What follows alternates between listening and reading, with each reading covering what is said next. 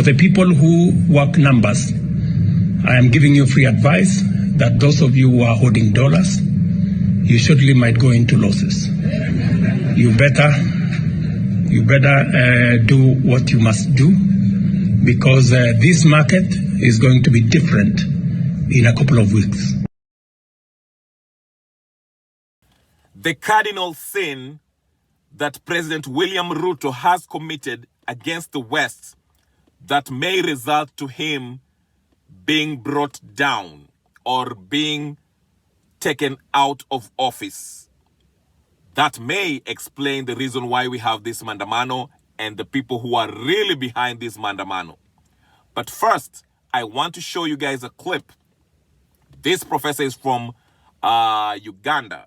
I think his last name is Nkube. I forgot his first name. But he speaks about the US dollar, why it's the world's reserve currency, and why every country that's dumping the US dollar always are at odds with the US. And they always have a military confrontation with the US. Take a look at this clip. It's unfortunate that the presenter in this clip does not understand how money works. But take a look at this clip. It's 3 minutes long. Then I'll be back and show you why, or explain why Ruto might be ousted from his chair as the president of the Republic of Kenya. Take a look and listen to this. Then I'll be right back. Thank you. Number one, I would make my own money, and I would not balance it, or I would not back it by the American dollar or any other currency. In fact, then it wouldn't be money. What is money? Weighed against what? Because money... American money is weighed against what? Gold. Which gold? My God, you said so you have internet. Check, they don't have any. It is just paper. It's made up by tanks and F-15 fighters. They have no gold. It is the Federal Reserve has no reserve and is not federal. It's a private institution. Hey, you disappoint me today. No, Yes, you actually disappoint me. I know. The Federal Reserve. This is where we differ as students of economics. Wait. Okay, now let's talk economics. The student of history and the student of economics will differ completely. I am not only a student of economics, I am a teacher of economics. And I'm going to teach economics on your show. And I'm a teacher. I can't afford to be ridiculous. I am coming on your show to tell you that the Federal Reserve, first of all, is not federal. It's not a government agency. It is a private institution owned by 12 individuals.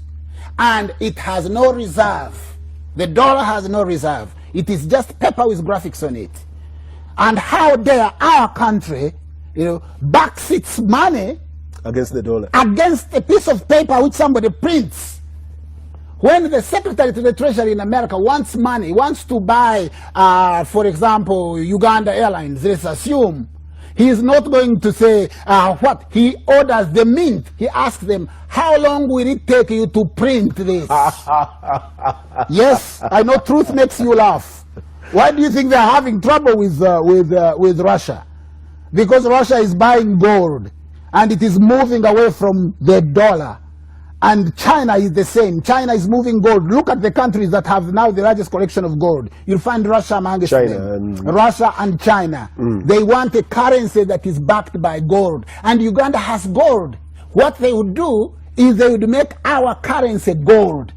Which means 1 gram of 1 shilling, if it was gold, would be now equivalent to about 120 of today's money, Uganda shillings, which would be about $50. Our shilling would be about $50. If it were gold. If it were gold. And we have gold.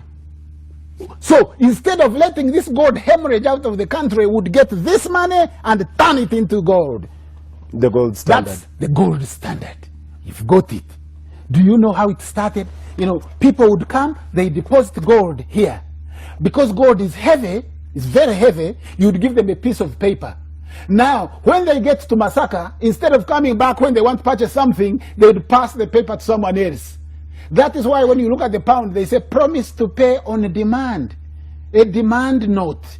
So, now, for those of you who follow international politics, you understand that Russia and China have a pact, an agreement, and Russia announced that they'll sell their oil and their gas by using the Chinese currency.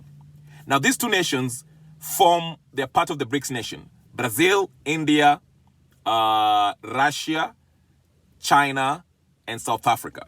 And there are so many countries also want to join them. These two countries decided that they'll back their currency with gold.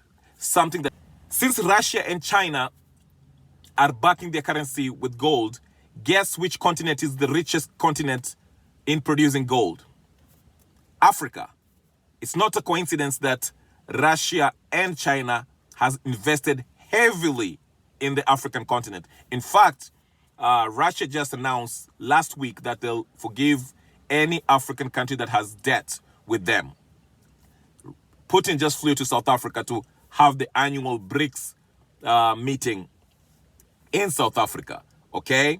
And that prompted even US to send Kamala Harris, who is in Ghana, I believe. She's having, I think, a week visit to Africa to kind of counter that, because now there's a huge rush in Africa. You know, they're trying to get gold. Everyone's trying to get gold and copper and all that good stuff that Africa has. But that's not the point I'm going to. The point is, a lot of countries are really dumping the US dollar, which is a threat to the US. Historically speaking, as the professor has mentioned, any country that dumps the US dollar or trades in another currency other than the dollar, they usually come into a confrontation with the US. And it's usually military, especially if the country is a small country. I gave the example of two countries, namely Libya and Iraq. Saddam Hussein, before he was invaded, he announced that he was going to sell his oil using euros.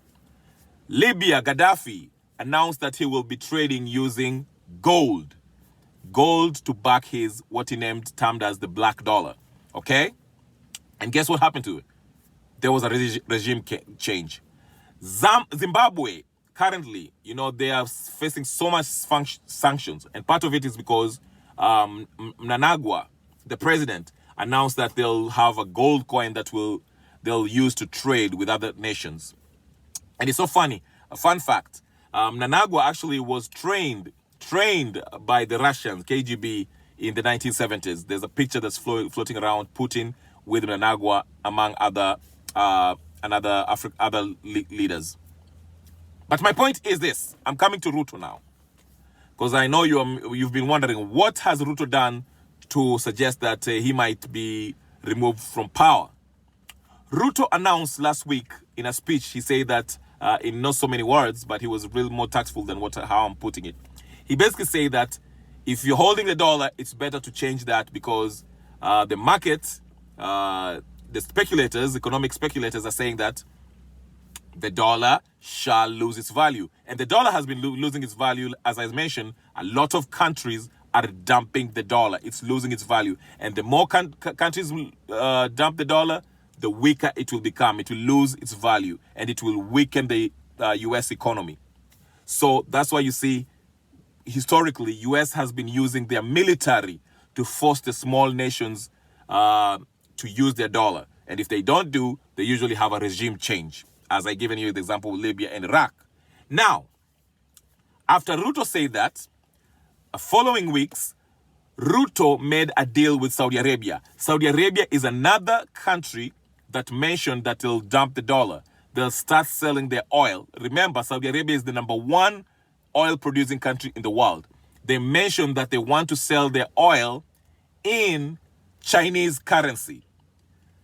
And lo and behold, as soon as they mentioned that, US started highlighting the human rights violations that's happening in Saudi Arabia, including the war that they had with Yemen, killing a lot of,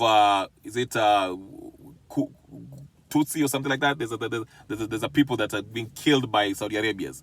And the irony is, you know, Britain and the US has always provided military equipment to Saudi Arabia. But as soon as they mentioned that they'll be using Chinese currency to sell their oil, now, you know, US has started highlighting the human rights violation. In fact, Saudi Arabia has also announced that they want to join BRICS, okay, which is a huge affront to the US. But here's the thing, back to Ruto. Ruto has signed a 6-month deal where he'll buy oil, but the oil bought will be bought by Kenyan shillings. It's an attempt by Ruto to strengthen or stabilize the Kenyan shillings, okay? Now, remember I told you, every country, any small country, so to speak, third world country especially, that tries to trade in another currency other than the US dollar always comes into a confrontation with the US, and it's usually militarily, or they always having a military change in the country. In summation, as I tie it in, just to wrap up my thesis. Now, as I mentioned, Ruto announced that basically, if you have a dollar, please start dumping the dollar because the dollar will be worthless, which is true. A lot of economists, a lot of economic experts are mentioning that since a lot of countries are dumping the US dollar, it's going to continue to lose its value. And not only that, Ruto also made this 6-month deal with Saudi Arabia, trading in oil, but they won't be using US dollars, which is a dangerous move by Ruto. It might be beneficial to Kenya, but it might be something dangerous to Ruto's regime. My thing is this. Is there a link between Mandamano and this action by Ruto? Because remember, I told you, every country that usually trade in currency none other than the US dollar, they usually have a military confrontation or they usually have a regime change. Could it be that Raila and the Mandamano people are being financed or backed by the West, so to speak, because of their moves for dumping the US dollar?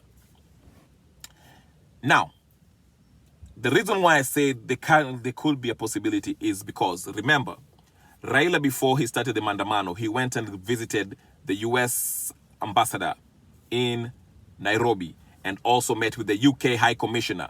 Then he flew to South Africa after that. Then he came back. And also, remember this, every time there's usually any sign of instability in Kenya, maybe it's whether it's protests or tribal skirmishes, the US ambassador and the British High Commissioner always intervene, call for talks.